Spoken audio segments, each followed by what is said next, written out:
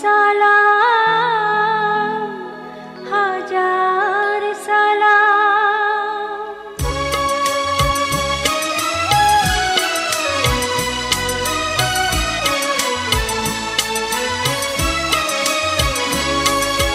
সালাম সালাম হাজার সালাম সকল শহীদ চরণে, আমার হৃদয়ে রেখে যেতে চাই তাদের স্মৃতির চরণে। আপনার নাম? মোহাম্মদ নুরুল ইসলাম। বাবার নাম? হাজি ওসমান বিন সাদাত। মা? আমেনা খাতুন। গ্রামের বাড়ি কোথায়? আগ্রাবাদ, দক্ষিণ আগ্রাবাদ বলে আজকাল, কিন্তু এটা আগ্রাবাদ। আর আরও বেশি করে বললে হাজিপাড়া।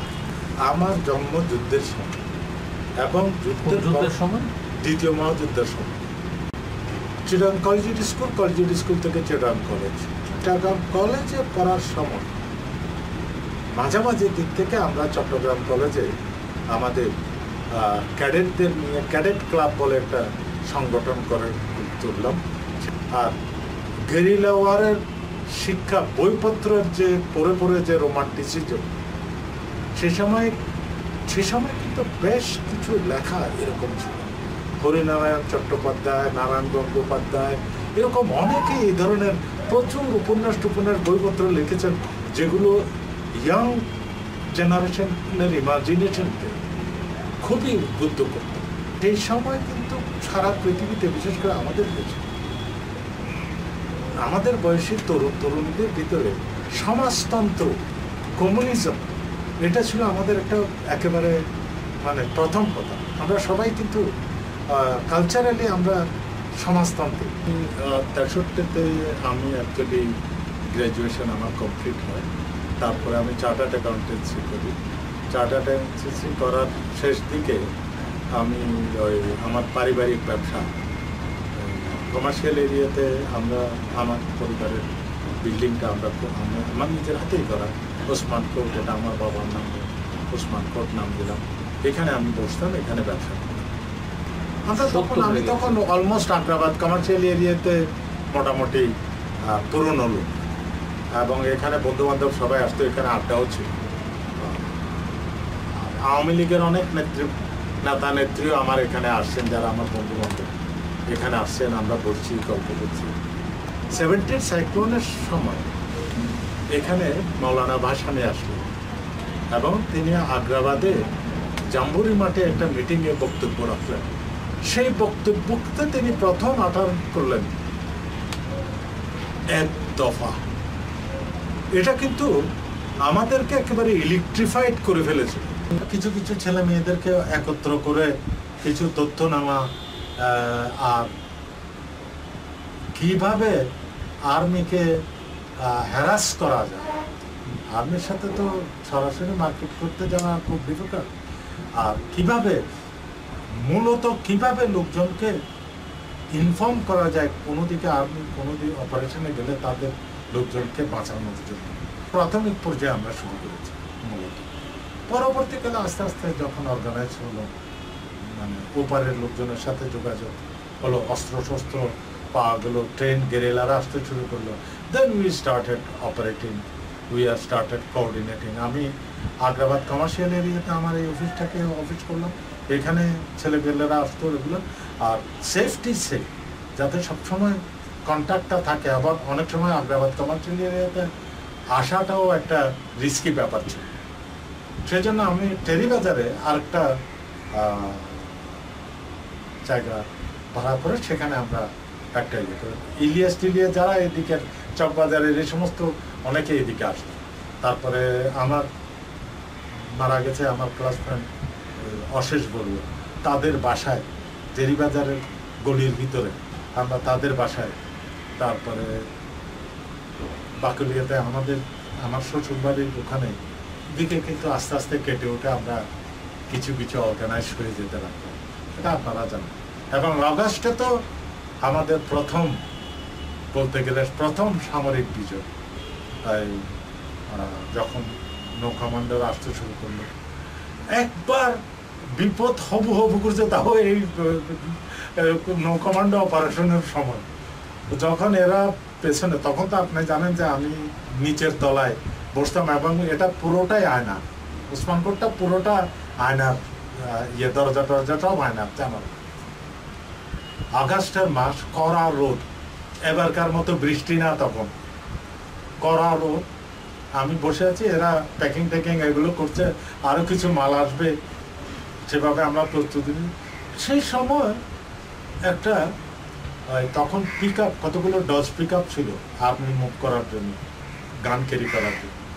তো এই পিক আপ নিয়ে একটা দল আসলো আমাদের অফিসের সামনে, তারা স্ট্যান্ড টু করে ফেললো এবং একটা ইয়াং লেফটেন্যান্ট গাড়ি থেকে নেমে আমাদের অফিসের দিকে, আমি তাড়াতাড়ি ভেতর থেকে উঠে চট করে বাইরে চলে গেলাম, দরজার সামনে চলে গেলাম। বিশ্বাস করে মাহবুব, কি বীর মুক্তিযোদ্ধা, তখন গলা শুকিয়ে এখানে মুড়ি দিলে মুড়ে শুকলে পুরো আটা দেওয়ার কথা, দরজা গিয়ে, কিন্তু ওই ভাবভঙ্গিটা ঠিকই আছে। আমি ওনাকে একটু পাম দিয়ে জিজ্ঞেস করলাম, hello captain, what can I do for you? Actually মানে এভাবে তারা মানে এই ধরনের কথাবার্তা বললে কিন্তু তারা ঠিকই ভালো ব্যবহার করে, একটু তাদের সাথে ওই শক্তভক্ত নরমত জম বলে যে। উনি বললেন যে আমরা 71 নম্বরটা 81 নম্বরটা খুঁজছি, 81 নম্বর বিল্ডিং এ একটু কাজ আছে, আপনার এটা 80 নম্বর, সেই হিসেবে আমরা 81 নম্বরটা, কিন্তু পরের বিল্ডিংটা দেখতেছি আবার 71। আমি বলছি যে সরি, তখন কিন্তু একটা ঘটনা ছিল যে সরকারি নির্দেশে ইংরেজি আর উর্দুতে সাইনবোর্ড ছিল, বাংলা সাইনবোর্ডটার উপর আমরা একটা টিনে লেখা, উর্দুতে একটা সাইনবোর্ড লেখা। এই বেটা উর্দুতে 7-এর জায়গায় 8 লিখে বসে আছে। আপনি জানেন উর্দুতে 8 আর 7 কিন্তু বি, উল্টা আর চিদা, ইংরেজি বি অক্ষর, এটা 70-এর জায়গায় 80 হয়ে বসে আছে। তখন আমি তাকে পাশে, আমার সাইনবোর্ডটা কিন্তু এক্সট্রাঅর্ডিনারি সাইনবোর্ড, একদম ওভাল, হাফ ওভাল, একটা ডিমের সাইজে পিতলের সুন্দর করে সেখানে খোদাই করা ওসমানপুর, একটা গণিত, একটা ইংরেজিতে, একটা বাংলাটার উপরে ইংরেজিটা দেখায় বললাম যে এটা আসলে 70 নম্বর, সাইন রাইটার এটা ভুল করে ফেলছে। তখন তারা চলে যাচ্ছে, আমি যে অঞ্চল হ্যাঁ কাপড় টি, আমি জাস্ট একটু নো সাম আদার টাইম বলে চলি। বাট রিয়েলি দ্যাট ওয়াজ হরিবল ব্যাপার, দ্যাট ওয়াজ মানে যাকে বলে যে ততক্ষণে প্রায় প্রাণ পাখি খাঁচা ছাড়া হয়ে গেছে। আর বিশ্বাস করুন মাহবুব, তারপরে একটু ডিসলোকেশন হয়েছে আমাদের। মুক্তিযুদ্ধে আমরা এই সুযোগটা পেয়েছিলাম যে নিজেদের আত্মপরিচয়টাকে এস্টাবলিশ করা। এটা কিভাবে? এটা স্কুলে আস্তে আস্তে কারিকুলাম সেভাবে হবে, স্কুলে লেখাপড়া হবে, নিজেদের আত্মপরিচয় হবে, নিজেদের জিওগ্রাফি, নিজেদের ইতিহাস, কালচার। এই অঞ্চলে বুয়ারি বটেশ্বরের বয়স বা তারও আগের সভ্যতার বয়স মধ্যপ্রাচ্যের সভ্যতার আগে। মুক্তিযুদ্ধের সবচেয়ে বড় অবদান হওয়া উচিত ছিল যে আমাদের আত্মচেতনা। একমাত্র পন্থা হচ্ছে স্কুল। উই হ্যাভ টু, জানেন কি হয়েছে, গত 30 বছর ধরে আমাদের কারিকুলামের ভিতরে, আমি কিন্তু এমনি করে কথাটা বলছি না, আমার নিপ্পন একাডেমিতে প্রায় 5টা আলোচনা সভা আমি করেছি। আমি প্রত্যেকটা পাঠ্য বই ক্লাস 1 থেকে ক্লাস 5 পর্যন্ত প্রত্যেকটা পাঠ্য বই থরলি পড়ছি এবং এক্সপার্ট লোককে দিয়ে পড়াইছি সেখানে কি আছে।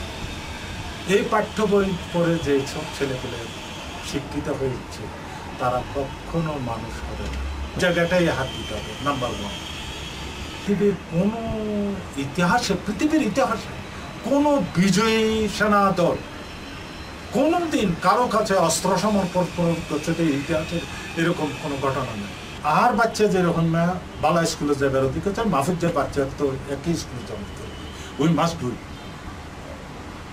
আয় সোনার গাঁ উঠলাম দিতে 3,500 টাকা দিয়ে ইফতারে খাইলাম আর ওই মানে যে মানে যাইলে আর মাছ জোগাড় করি দে যে শাসা আর ভাত জোগাড় দে ইতে ইফতারি করি না পারে ইয়ান let us devise a method so that we can share কিন্তু মুক্তিযুদ্ধের কথা এই নয়া কোনো ফিলোসফি না ভাষায়